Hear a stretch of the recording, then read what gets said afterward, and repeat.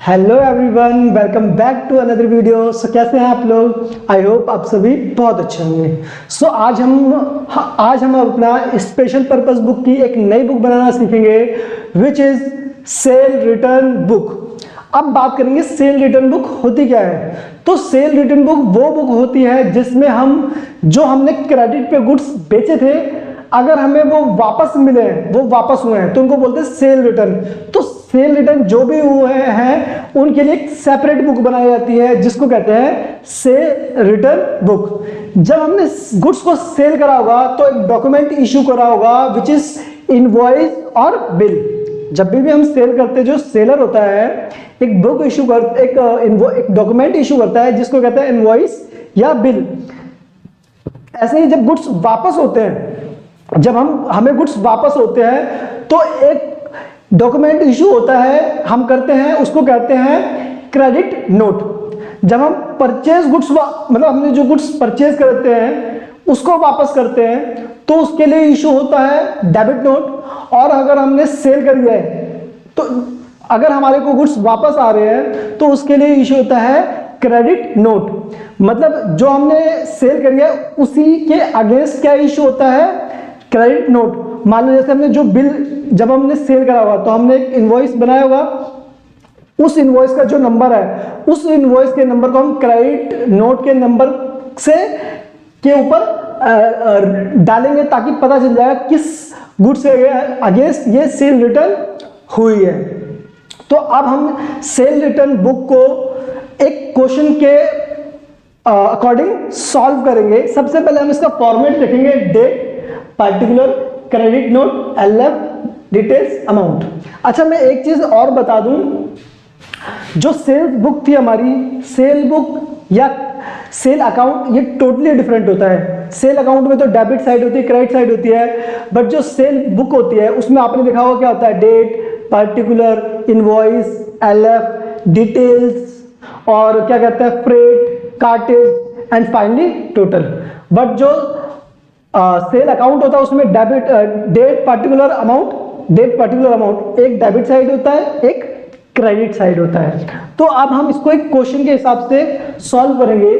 सबसे पहले, जैसा कि अभी तक हम करते हुए आ रहे हैं, सबसे पहले हम क्या करेंगे, सेल रिटर्न बुक जिसके बुक में हो रहा है, किसकी बुक में हो रहा है, Lal and sons Delhi, Lal and company Delhi. ठीक है, तो हमने ये इंफॉर्मेशन लिख दी है दिल्ली की। अब सबसे पहले हमने कौन सी डेट को हमारे गुड्स वापस आए हैं, 23 अप्रैल 6। ठीक है, तो किससे वापस आए, गंगा प्रसाद। देखो क्वेश्चन में बता रहा है किससे है, गंगा प्रसाद एंड कंपनी दिल्ली। तो सबसे पहले हम जिससे आया उसका नाम लिखते हैं, गंगा प्रसाद दिल्ली।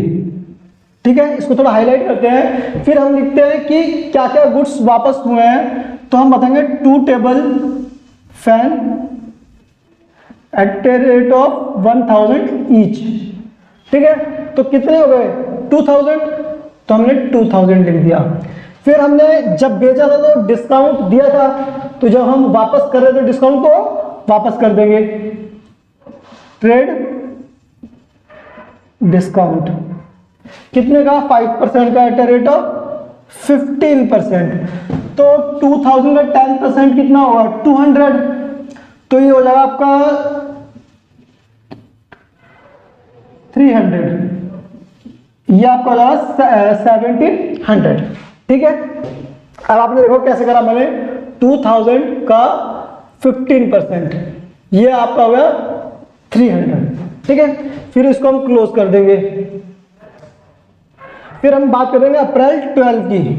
अप्रैल 12 की हमने प्रभात इलेक्ट्रॉनिक्स के गुड्स वापस करे हैं, मतलब इलेक्ट्रॉनिक गुड्स ने हमारे गुड्स वापस करे हैं आगरा। ठीक है, इसने क्या वापस करा है, कूलर डिफेक्ट, रूम कूलर क्या वापस करा है, रूम कूलर वापस करा है, कितने की वैल्यू का, 4250।